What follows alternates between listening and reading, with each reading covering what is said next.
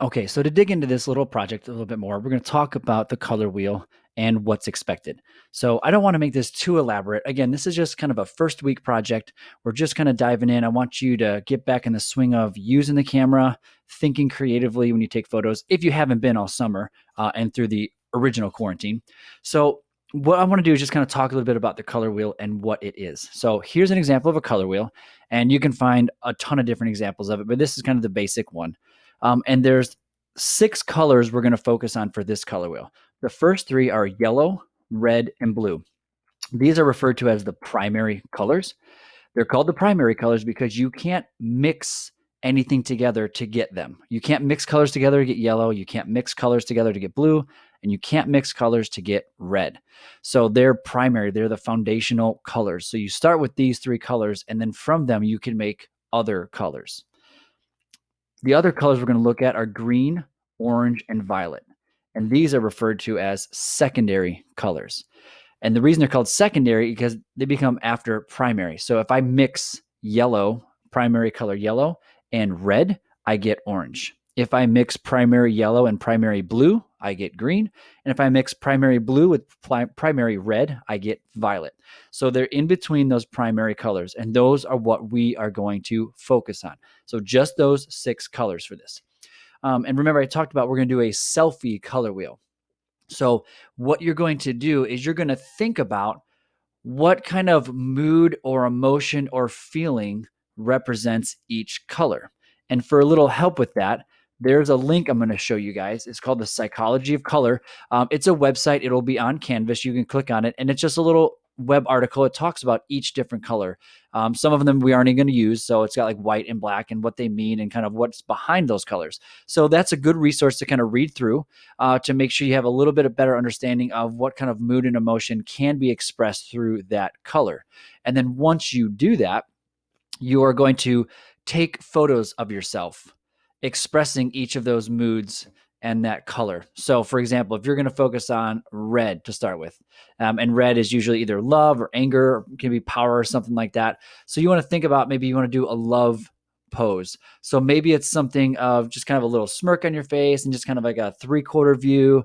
And maybe you're looking at a photo of somebody, or maybe you can see somebody that you're looking at, like maybe you're looking into their eyes a little bit, right? But it's not a split photo like half and half. It's mostly you, but then you can kind of make out someone that there's somebody else there with you kind of thing, right? So you take that photo and you can do it as a selfie where you're holding the cell phone, where somebody else is holding the phone and taking a picture of it. Or like I said, if you have a DSLR camera, you can use that as well. You can even set it up on a timer to take those pictures for you. So whatever camera device you have available to you, that's what you're going to use. So that is the kind of pose and composition that you're going to use to create that. Okay. Along with that is you're going to create some color tone with it. And what I mean by that is there's going to be a little bit of editing. So we're going to bring them into Photoshop. And if you don't have Photoshop, there's a free program online called Photopea that looks and acts almost identical to Photoshop. It's really nice. I'm actually going to have a tutorial in Canvas in case you don't have access to Photoshop, or maybe it's just not working for you. You can jump on this and do stuff real quickly, and I'll show you how to do that. But what you're going to create is a color tone color wheel of your photos. And I have an example here. So I've got a photo of a former student last year. I used the same photo. For your project, obviously, you're going to have 6 different photos, right? But for this example, I just grabbed one photo and just kind of created that together real quick.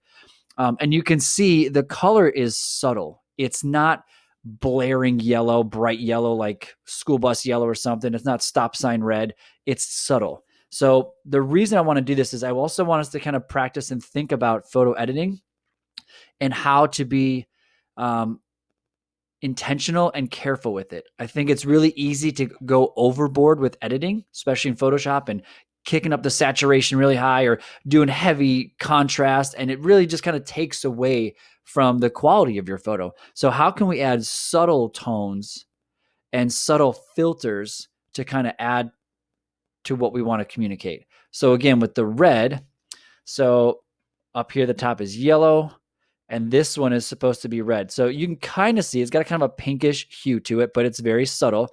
So this red, wherever that scene might be, if I've got that pose there, I'm going to put a little bit of a subtle color filter with red.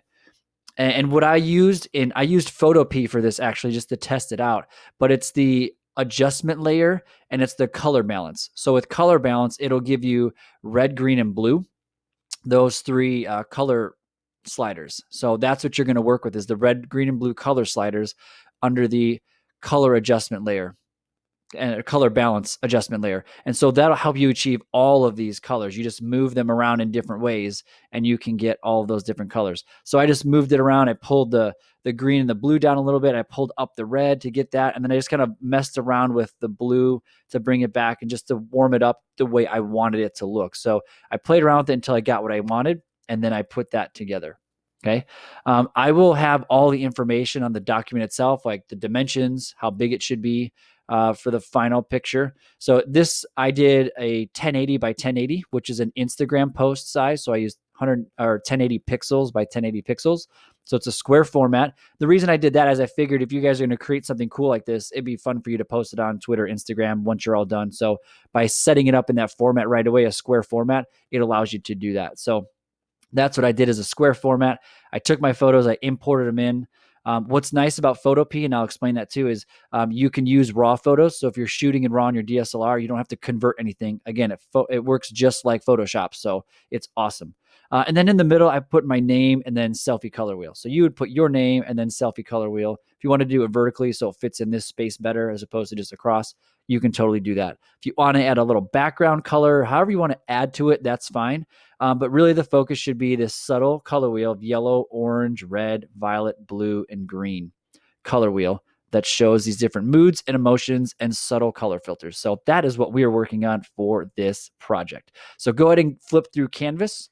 You'll see more details. I'm going to have a Photoshop and a Photopea tutorial on how to create the color filters with these. And then I'll also have the assignment link on there, which is where you will upload your final assignment. And I think because we're doing this virtually, we're going to use Padlet, which allows you to post it on a digital board, and then we can see everyone's work and kind of just talk a little bit about it. You guys will be able to communicate with each other and talk through your work. So that's kind of how we will submit this assignment. All right. So there'll be more details on Canvas, and you can always come back to this video if you need to. Thanks, guys.